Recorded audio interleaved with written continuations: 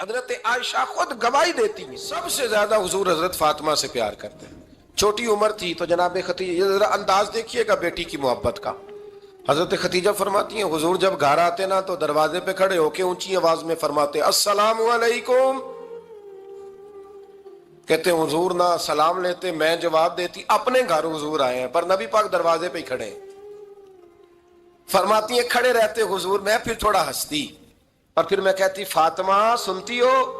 اماں جی سنتی ہوں. فرمایا تمہارے ابا آ گئے ہیں دروازے پہ. تو فرماتی ہیں جناب فاطمہ وہاں سے دوڑ کے آتی اور رسول کریم کا دروازہ کھولتی، پھر نبی پاک کو انگلی سے پکڑ کے اندر لاتی. فرماتی ہیں جب تک وہ جاتی نہیں اللہ کے رسول دروازے پہ کھڑے رہتے. وہ انگلی پکڑ کے لاتی، پھر رسول کریم انہیں گود میں بٹھا لیتے. فرماتے ہیں وہ چھوٹی چھوٹی باتیں پوچھتی اور حضور ان کے بڑے بڑے جواب دیتے. وہ چھوٹی چھوٹی باتیں، بچپن کی ایک بات لکھی ہے ہمارے محدثین نے. ایک دن چھوٹی عمر میں، بالکل چھوٹی عمر میں حضرت فاطمہ نے پوچھا یا رسول اللہ میں اپنے رب کو کب دیکھوں گی؟ اللہ اکبر، عمر چھوٹی اور بات بڑی کر دی. میں کب دیکھوں گی؟ تو حضور نے فرمایا فاطمہ بڑی جلدی. رب کریم تمہیں جنت میں لے جائے گا اور ساری جنتی عورتوں کی سردار بنائے گا اور پھر میرا رب تجھے اپنا دیدار بھی کرائے گا. تو جناب فاطمہ تو زہرا رضی اللہ تعالیٰ عنہا چھوٹی چھوٹی باتیں کرتی ہیں. حضرت خدیجہ کہتی ہیں جب چلے جاتے نا حضور تو میں پھر بلاتی، میں کہتی ادھر آنا فاطمہ، کیا باتیں کر رہی تھی اپنے ابا سے؟ تو کہتی پھر وہ مجھے بتاتی بھی اور راضی بھی ہوتی. یہ سلسلہ آخر تک چلا. یہ حضرت فاطمہ سے راز کی باتیں کرنا حضور کا آخر تک چلا. بخاری مسلم میں حدیث، وہاں راوی حضرت خدیجہ ہے، یہاں راوی حضرت عائشہ صدیقہ ہے. جناب عائشہ صدیقہ کہتی ہیں حضور کے وصال ظاہری سے کچھ دن پہلے خود نبی کریم علیہ السلام نے حضرت فاطمہ الزہرا کو بلایا اور جب وہ آئیں تو کہتی ہیں ان کو میں نے آتے دیکھا تو میں نے پھر حضور کو ان کے استقبال کے لیے کھڑے ہوتے بھی دیکھا. پھر حضور نے ان کا ماتھا چوما، جہاں بیٹھے تھے وہاں بٹھایا، پہلو میں بیٹھ گئے اور فرماتی ہیں پھر باپ بیٹی باتیں کرنے لگے. میں کوئی چیز بنا رہی تھی تو جناب عائشہ کہتی ہے میں نے دیکھا کہ حضور نے ان کے کان میں کوئی بات کہی تو جناب فاطمہ رونے لگ گئی. پھر حضور نے کان میں کچھ کہا تو وہ مسکرانے لگی. کہتی ہیں حضور وہ بات کر کے تشریف لے گئے، فاطمہ ابھی بیٹھی تھی، میں آئی، میں نے آ کے کہا کہ فاطمہ بتاؤ نبی کریم علیہ الصلوۃ والسلام نے آپ سے کیا کہا؟ کبھی ہنستی تھی کبھی روتی تھی. تو فرمایا حضور نے منع کیا ہے، یہ میرا اور میرے نبی کا راز ہے، میں حضور کی حیات ظاہرہ میں یہ بات کسی کو بتا نہیں سکتی. فرماتی ہیں کہ فاطمہ سے تو میں نے پوچھ لیا پر حضور سے پوچھنے کی تو ضرورت ہی نہیں تھی نا، لیکن وہ راز کی بات تھی. کچھ دن گزرے تو حضور بیمار ہو گئے، پھر کچھ دن گزرے تو حضور کا وصال ہو گیا. فرماتی ہیں کچھ عرصے کے بعد میں سیدہ فاطمہ الزہرا سے ملی تو میں نے کہا فاطمہ وہ بھید کھول تو دے، آج تو کھول دے وہ راز کیا تھا. آپ کو بلایا گیا، پھر آپ آئیں، پھر حضور نے بات کی، پھر نبی کریم علیہ السلام کے بات کرنے پر کبھی آپ روئیں کبھی آپ ہنسی، تو یہ کیا تھا؟ تو کہتی ہیں جناب فاطمہ پھر رونے لگی، کہنے لگی ہاں اماں جی اب میں پردہ کھول دیتی ہوں، اب میں راز بتا دیتی ہوں. حضور کا وصال ظاہری ہو گیا. فرمانے لگی مجھے حضور نے بلایا اور میرے کان میں فرمانے لگے فاطمہ وقت تھوڑا رہ گیا ہے، اب تیرے والد نے جانے کا پروگرام بنا لیا ہے، اب نہ ٹائم آ گیا ہے بچھڑنے کا. فرماتی ہیں جب میں نے یہ بات سنی تو میں رو پڑی، حضور آپ بچھڑ جائیں گے؟ کہتی ہے میں روئی. ذرا حدیث کے جملوں پہ غور کرنا. ماتی تھوڑی دیر گزری تو حضور نے میرے کان میں کہا فاطمہ پتر رو نہ، بیٹے رو نہ، میرے جانے کے بعد جو سب سے پہلے میرے پیچھے آ کے مجھے ملے گی نا بیٹی وہ تو ہی ہوگی. اللہ کرے میں سمجھا سکوں آپ کو بات. جب کہا نا کہ میں وصال کروں گا تو رو پڑی، اور جب کہا نا میرے بعد تیرا بھی جلدی وصال ہو جائے گا تو حضرت فاطمہ نے ہنسنا شروع کر دیا. کیا پیار ہے میرے محبوب علیہ الصلوۃ والسلام کے ساتھ جناب فاطمہ کا. ان کے وصال کی خبر سنی تو رو پڑی اور اپنے کی سنی تو ہنس پڑی. اور پھر حضور نے کہا فاطمہ تجھے یہ بھی پتا ہے نا کہ اللہ تجھے جنتی عورتوں کا سردار بنائے گا، یہ بھی تجھے پتا ہے. تو جناب فاطمہ الزہرا کے ساتھ شروع سے لے کر آخر تک میرے رسول کریم علیہ السلام کی محبت رہی، پیار رہا. اور جناب فاطمہ کا جو حضور سے پیار تھا، چھوٹی سی عمر تھی حضرت فاطمہ کی جب حضرت خدیجہ وصال کر گئیں. تو کسی نے کہا فاطمہ سب سے پہلے گھر سے کب نکلنا ہوا؟ تو بخاری مسلم میں حدیث ہے، اللہ کے نبی نا بیت اللہ شریف کے سامنے سجدے میں تھے تو ابو جہل کو شرارت سوجھی، شرارت۔ اس نے کچھ لوگوں سے کہا، عقبہ بن ابی معیط تھا، کچھ اور لوگ تھے، کہنے لگا میں ابھی رستے سے گزرا ہوں تو وہاں کسی نے اونٹ ذبح کیا ہے، تو اونٹ کی اوجڑی، آپ نے اوجڑی دیکھی ہے نا، جانور کی اوجڑی بڑی وزنی ہوتی ہے، اس میں گندگی ہوتی، اونٹ کی اوجڑی بڑی وزنی ہوتی تھی۔ کہنے لگا وہاں اونٹ کی اوجڑی پڑی ہے، وہ دیکھو نبی پاک معاذ اللہ سجدے میں ہے، تو معاذ اللہ ثم معاذ اللہ وہ اونٹ کی اوجڑی اٹھاؤ حضور کی گردن پہ رکھ دو۔ تھوڑا سا مشکل سے جمعہ پڑھنا پڑ جائے نا، اور تھوڑا سا مشکل سے پڑھانا پڑ جائے تو ہم دین کے بہت بڑے خدمت گزار بن جاتے ہیں۔ یہ دیکھو سجدے کتنی مشکل سے ہو رہے ہیں، یہ دیکھو سجدے کتنی مشکل سے ہو رہے ہیں، کتنی مشکل سے حضور کے سر انور پر اوجڑی رکھ دی۔ یہ وہ وقت ہے کہ نہ تو چچا ابو طالب ہیں جو پہنچ جاتے، نہ جناب ختیجہ ہیں جو بندوبست کرتی، تو کسی نے نا جناب ختیجہ کے دروازے کے سامنے منہ کر کے کہا کہ محبوب کے گھر والوں حضور کے سر اقدس پر اوجڑی رکھ دی ہے کسی، اور حضور سر اقدس اٹھاتے ہیں تو تکلیف محسوس کرتے ہیں۔ جناب فاطمہ کہتی ہیں پہلا دیہڑا تھا جب میں چہرے پہ کپڑا ڈال کے نا تو اپنے بابا کے لیے نکلی، فرماتی پہلا دن تھا، میں حرم کعبہ میں پہنچی، حضور کو سجدے میں دیکھا تو چھوٹے چھوٹے ہاتھوں سے میں نے اوجڑی نیچے گرائی، حضور بولے کچھ نہیں، نہ میں نے کوئی بات کی، میں نے حضور کی انگلی کو تھاما اور میں کنویں پہ لے آئی، حضور بھی نہیں بولے، جناب سیدہ فرماتی میں بھی نہیں بولی، حضور بیٹھ گئے اور میں کنویں سے پانی نکالنے لگی، میں حضور کی زلفیں دھوتی جاتی اور حضور روتے جاتے، زلفیں دھوتی جاتی اور حضور روتے جاتے۔ پھر حضرت فاطمہ نے جب حضور کی زلفیں دھو لیں تو ہاتھ اٹھائے، کہا اے اللہ جنہوں نے میرے بابا کو تکلیف دی ہے نا ان کو برباد کر دے۔ میں رات روایت پڑھ رہا تھا مشکات سے تو میں حیران ہو رہا تھا کہ یہ عجیب منظر ہے، یہ عجیب منظر ہے کہ جب طائف والے پتھر مارے اور نبی کریم علیہ السلام سے حضرت زید بن حارثہ کہ حضور دعا کریں یہ تباہ ہو جائے، تو نبی پاک کہ نہیں زید میں نے نہیں ان کے لیے تباہی کی دعا کرنی، یہ نہیں ٹھیک ہوتے تو ہو سکتا ہے ان کی نسلیں ٹھیک ہو جائیں۔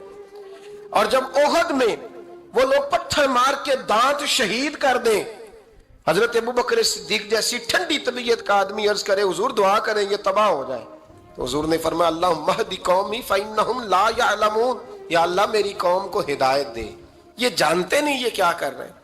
حضور نے کبھی بھی کسی کے لیے دعائے ضرر نہ فرمائی، لیکن آج یہ عجیب منظر ہے، شاید یہ واحد وہ وقت ہے کہ جناب فاطمہ الزہرا نے جب کہا نا کہ اے اللہ انہیں برباد کر دے جنہوں نے آج میرے والد کو تکلیف دی ہے، حضرت فاطمہ کی دعا سن کے تو حضور نے بھی ہاتھ اٹھائے، کہا اے اللہ جیسے میری بیٹی کہتی ہے نا ویسے ہی کر دے، اللہ کر دے انہیں برباد، فاطمہ جیسے کہتی ہے ویسے، اللہ کرے آپ کو سمجھ آئے میری بات کی کہ وہاں جہاں شدید تکلیف دی گئی وہاں حضور نے کسی کے لیے ایسی دعا، اور یہاں فرمایا اللہ جیسے فاطمہ کہتی ہے ویسے، اللہ اکبر۔ حضرت عبداللہ ابن مسعود کہتے ہیں کہ وہ دعا بھی میں نے سنی، اور پھر میں نے ان سب لوگوں کو جن کے لیے جناب سیدہ نے دعا کی تھی ان سب کو پھر میں نے بدر میں کٹتے ہوئے بھی دیکھا، میں نے ان کی لاشوں پر گھوڑے چلتے ہوئے بھی دیکھے، پھر میں نے دیکھا کہ صحابہ انہیں گھسیٹ کر کنووں میں ڈال رہے تھے،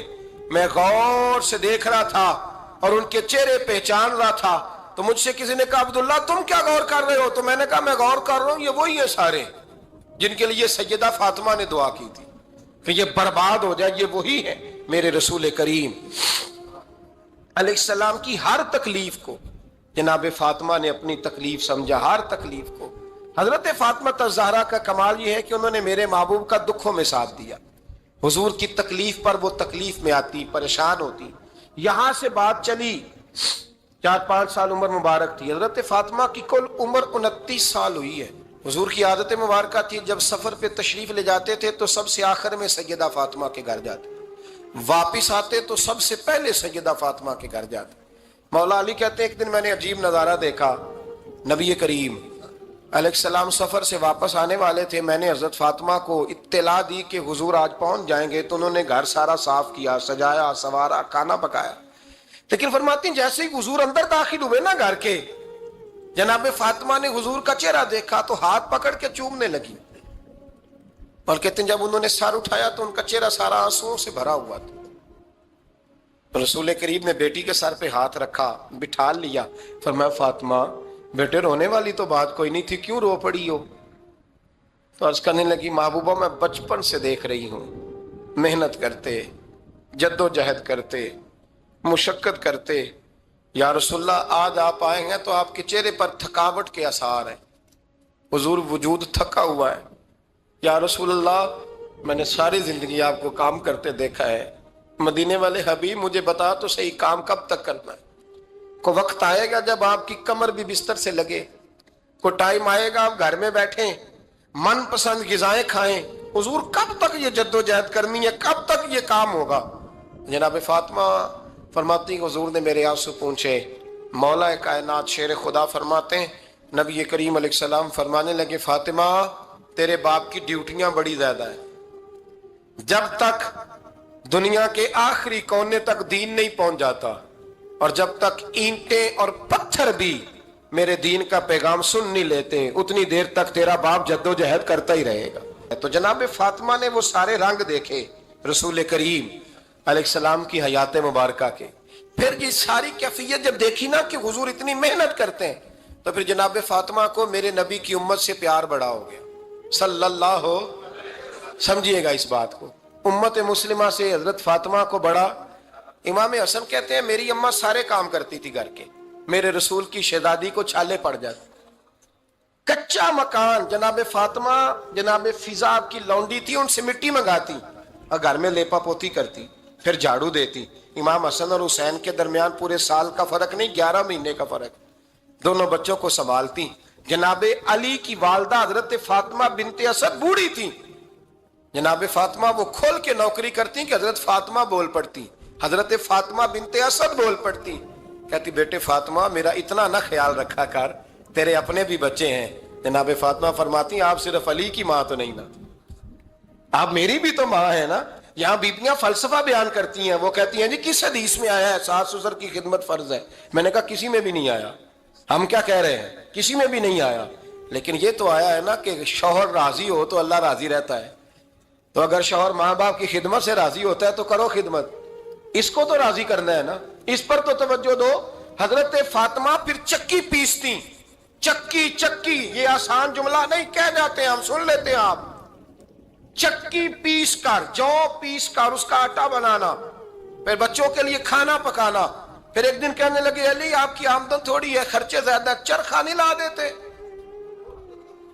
فاطمہ کیا کرو گی؟ فرمایا تھوڑا سا سود بنا لیا کروں گی، تم بیچ آیا کرنا، چلو میں تھوڑا ہاتھ بٹاؤں گی۔ یہ ساری ڈیوٹیاں کر کے حضرت حسن فرماتے ہیں پھر عزت والے رسول کی عزت والی بیٹی، پھر شانوں والے نبی کی شانوں والی بیٹی، پھر پاک محبوب کی پاک شہزادی، ساری ڈیوٹیاں کر کے رات کو مولا علی سے کہتی اگر آپ اجازت دیں تو اللہ کو راضی نہ کر لوں؟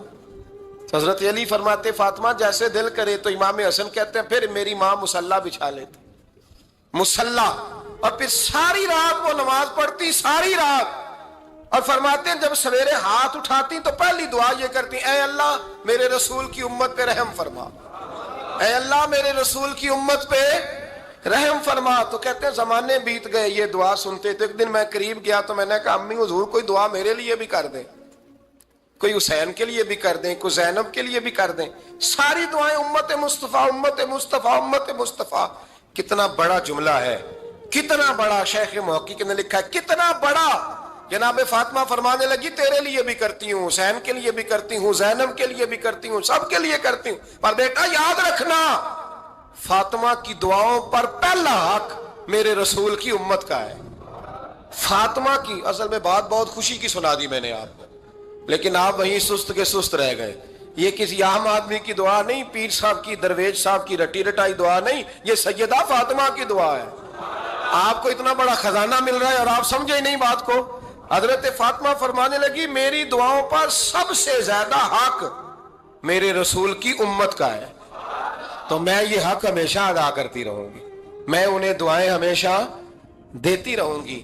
حضرت فاطمہ بڑا پیار کرتی ہیں. امام حسن کہتے ہیں کہ ایک پورا دن گزر گیا, کھانے کو کچھ نہ ملا. اگلی شام آ گئی تو چند روٹیاں کھانے میں ملیں. جوں لائے حضرت علی, جناب فاطمہ نے پیس کے روٹی پکائی. فرماتی ہیں سب کو کھانا کھلا دیا تو اپنی روٹی آپ نے رکھ لی. جب آپ کھانا کھانے لگی, کھانے پر ہاتھ ہی رکھا تھا کہ دروازے پر کسی نے صدا دی. تو کہتے ہیں بولنے والے کے لفظ بڑے عجیب تھے. جس نے صدا دی نا اس کے لفظ بڑے عجیب تھے. کہنے لگے اور رسول اللہ کی بیٹی, میں 2 دن سے فاقے میں ہوں, تو مجھے پتا ہے اس گھر سے روٹی ضرور ملے گی. جناب فاطمہ نے نہ کھانا اٹھایا. امام حسن کو کہنے لگی بیٹے دے آ. جناب حسن کہتے ہیں مجھے بڑی تکلیف ہوئی. ہم سب کھانا کھا چکے تھے, مولا علی بھی کھا چکے تھے, صرف میری اماں نے نہیں کھایا تھا. ماں اور بیٹے کا پیار, اور پھر حسن حسین اور سیدہ کا پیار. فرماتے میں نے کہا اماں جی آدھی دے دیتے ہیں, آدھی آپ کھا لیں. پورا دن گزر گیا, آپ فاقے سے ہیں. تو کہتے ہیں حضرت فاطمہ نے میرے سر پہ ہاتھ رکھا, پھر میرا ماتھا چوما. کہنے لگی بیٹا تو نے اس کی آواز نہیں نہ سنی جس نے صدا لگائی. اس نے نہ تو علی سے بات کی نہ تیرے ساتھ بات کی. اس نے تو کہا رسول اللہ کی بیٹی. تم نے صدا نہیں نہ سنی, اس کے لفظ کیا ہے. اس نے تو میرے ساتھ بات کی. اور پھر فرمایا بیٹے میں 1 دن سے فاقے میں ہوں, وہ 2 دن سے فاقے میں. میرا 1 دن گزارا اور ہو جائے امت کے ساتھ. ایک دن نا ایک نبی پاک کی بارگاہ میں شخص آیا, اس نے کلمہ پڑھا. قبیلہ بنو سلیم سے اس کا تعلق تھا. نبی کریم علیہ السلام نے اس سے اس کی مالی حالت پوچھی.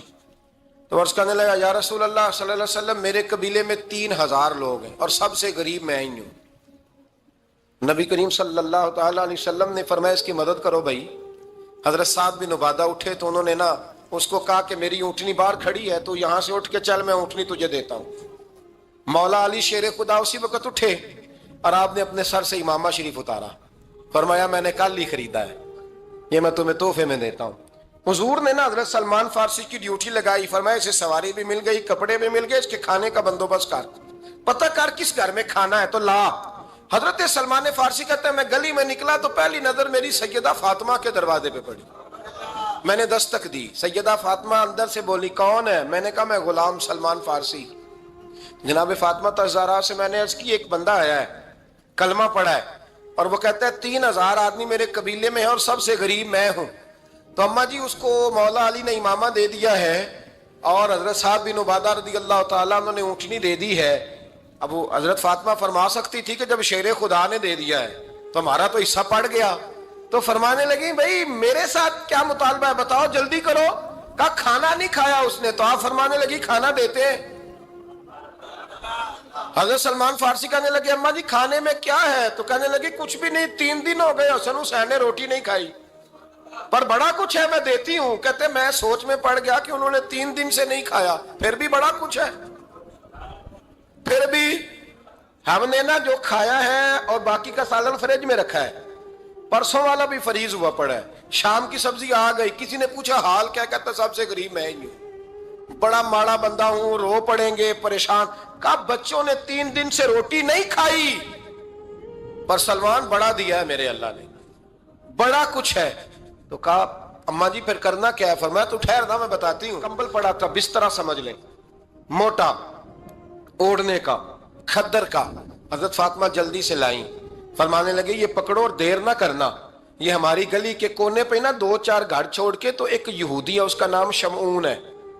وہ اس طرح کی چیزیں گروی رکھ کے یا خرید کے نا تو پیسے بھی دے دیتا ہے, جوں بھی دے دیتا ہے, گندم بھی دے دیتا ہے, سرکہ اور کھجوریں بھی. اسے دے آ, اور وہ جو سامان دینا وہ میرے پاس لا, اور لا کے مجھے دے تاکہ میں جلدی سے اس آدمی کے لیے بندوبست کروں. پتہ نہیں بیچارہ کتنے دنوں کا بھوکا ہے, پتہ نہیں بیچارہ کتنے, اپنے بچوں نے 3 دن سے روٹی نہیں کھائی, لا نہ ذرا. حضرت سلمان فارسی کہتے ہیں میں نے تھوڑا توقف کیا کہ میں آپ کا بستر لے جاؤں, یہ کمبل لے جاؤں. تو فرمانے لگی حکم ہے میرا, وہ جانا پڑے گا. جناب سلمان فارسی کہتے ہیں میں شمعون یہودی کے پاس گیا. میں نے کہا یہ کمبل لو, چاہے تو نگد پیسے دے دو, سامان خرید لیتے ہیں, اور چاہے تو اناج, جوں, سرکہ, کھجوریں جو تمہارے پاس ہے دے دو. وہ کہنے لگا یہ کس کا ہے؟ بڑا شاندار ہے, بڑا خوشبو والا ہے. تو کہا یہ مولا علی کے گھر سے آیا ہے, پاک بی بی نے دیا ہے کہ اس کو گروی رکھ لو اور مہمان کے لیے کچھ دے دو. کہا مہمان کون سا؟ کہنے لگے حضور کے پاس آ کے ایک شخص نے کلمہ پڑھا ہے اور وہ مسلمان ہوا ہے اور وہ غریب ہے، اس کو روٹی دینی ہے۔ تو وہ شمون یہودی کہنے لگا میں بھی تورات پڑھا کرتا تھا، تو آج ہی سویرے میں نے پڑھا ہے، آج ہی سویرے پڑھا ہے، ابھی پڑھا ہے، میں بڑی دیر سے حضور آئے تھے پر میری آنکھوں پہ پردہ ہی رہ گیا، مقدر سکندر کا دیکھو کہ پیاسے چلے جا رہے ہیں کنارے کنارے، میں پیاسا ہی مرنے لگا تھا، آج ہی میں نے پڑھا ہے کہ جو آخری امت آئے گی نا، اس امت میں جو رسول اللہ صلی اللہ علیہ وسلم کے قریبی ہوں گے، ان کا کمال یہ ہوگا کہ وہ اپنا پیٹ پر پتھر باندھ کے دوسروں کی مدد کیا کریں گے۔ یہ میں نے آج ہی پڑھا ہے اور ابھی تو نے مجھے اس کا نظارہ کرا دیا ہے۔ کہنے لگا یہ چادر بھی لے جا، جو بھی لے جا، سرکہ بھی لے جا، آٹا بھی لے جا، کھانا بھی لے جا، اور اس طرح کر کے میرے پاس سے نگد بھی لے جا، اور جناب فاطمہ سے کہنا یہ سارا کچھ رکھ لے، اور انہیں کہنا کہ مجھے پتا ہے آپ قبول نہیں کریں گی پر قبول کر لے، وہ آپ کا کمبل آیا ہے تو میرا دل نرم ہو گیا ہے، میں یہ قربانی بھی دیتا ہوں اور آپ کے باپ کا کلمہ پڑھ کے مسلمان بھی ہوتا ہوں۔ تو حضرت علی کہتے ہیں جناب فاطمہ نے جواب دیا کہ بہترین عورت وہ جسے نہ کبھی غیر محرم دیکھا ہو اور نہ غیر محرم نے کبھی، وہ بی بی نے بھی کبھی غیر محرم بندہ نہ دیکھا ہو، دیکھا ہی نہ ہو اس نے۔ یہ پوائنٹ ذرا مشکل ہے، سمجھنے والا ہے۔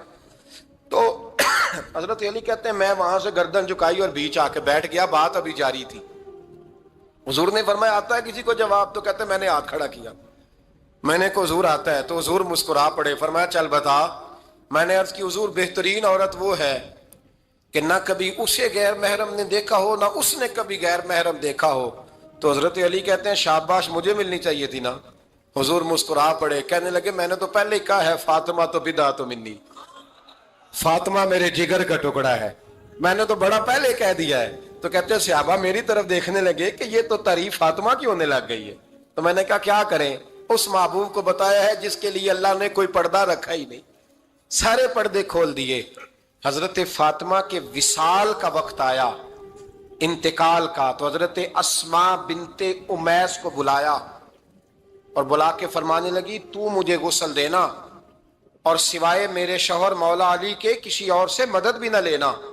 اور فرمانے لگی میں نے حبشہ کے بارے میں سنا ہے کہ وہاں جب بیویوں کا جنازہ اٹھتا تھا تو وہ لوگ چارپائی کے اوپر یوں کر کے اس طرح کر کے لکڑیاں لگاتے تھے، نیچے باندھ لیتے تھے اور لکڑی میں لچک ہو تو اوپر جا کے پھر اس کو باندھ دیتے تھے تو پردہ بن جاتا تھا۔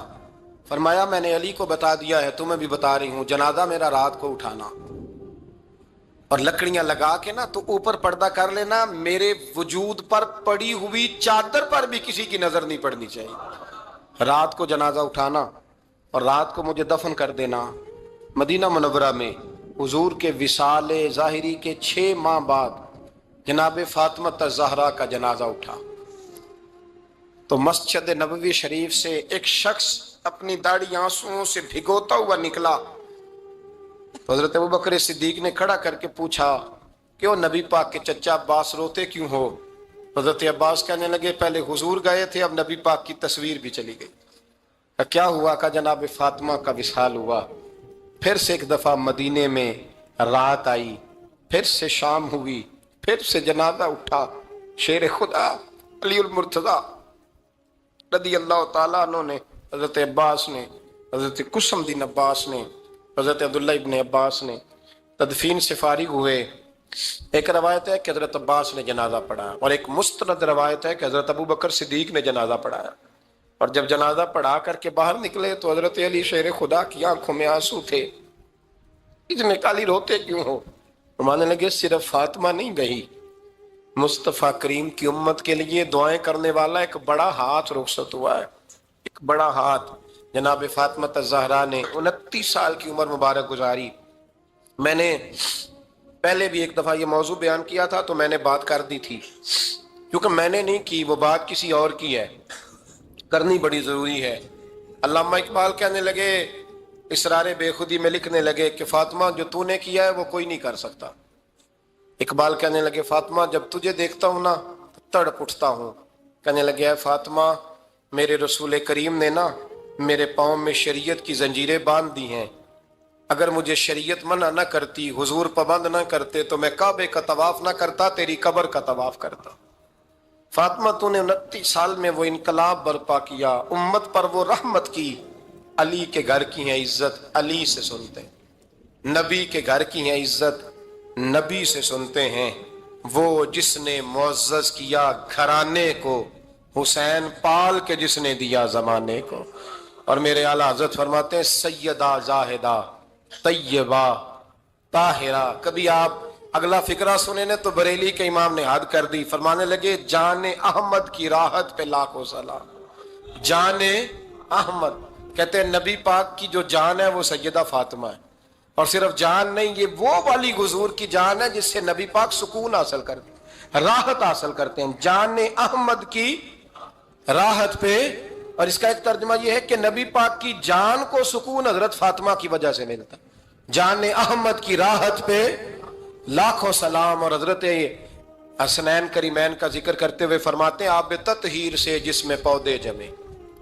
حضرت فاطمہ کے بارے میں کچھ روایتوں میں یہ آتا ہے کہ عورتوں کی طرح انہیں حیض نفاس نہیں آتا تھا، اللہ نے پاک پیدا فرمایا، اور مولا علی تو پہلے ہی پاک ہے۔ تو فرماتے ہیں یہ جو بچے ہوئے نا، یہ آب تطہیر سے جس میں پودے جمے۔ یہ بریلی کے امام کی محبت ہے سیدہ فاطمہ سے اور حسنین کریمین سے۔ کیا انداز ہے، کہنے لگے آب تطہیر سے جس میں پودے جمے، اس ریاض نجابت پہ لاکھوں سلام۔ اس ریاض، پتہ نہیں کہاں بیٹھ کے لوگ اہل بیت کی شان بیان کرتے ہیں، اہل بیت کی شان سننی ہے تو بریلی کے امام سے سنو۔ اس ریاض نجابت پہ کہتے ہیں حضرت فاطمہ صرف پاک نہیں، پاکیزگی کا پورا باغ ہے، پورا، یعنی ان کی چھاؤں بھی پاک ہے، ان کا سایہ بھی، ان کا پھل بھی، ان کی ٹہنیاں بھی، بولے تو صحیح یار، ان کی ٹہنیاں بھی، ان کی زمین بھی۔ اس ریاض نجابت پہ لاکھوں سلام، اس ریاض نجابت پہ لاکھوں سلام۔ سیدہ زاہدہ طیبہ طاہرہ، جان احمد کی راحت پہ۔ اے اللہ، رمضان کا جمعہ ہے، بڑے سارے لوگ موجود ہیں، ہم تیری بارگاہ میں التجا کرتے ہیں، اے عرش و فرش کے مالک، پاک رسول کی پاک بیٹی کا صدقہ امت کی ہر بیٹی پہ رحم فرما۔ آخر دعوانا الہام جامع ہے تیرا، قرآن امامہ ہے تیرا، منبر تیرا عرش بری، یا رحمت للعالمین۔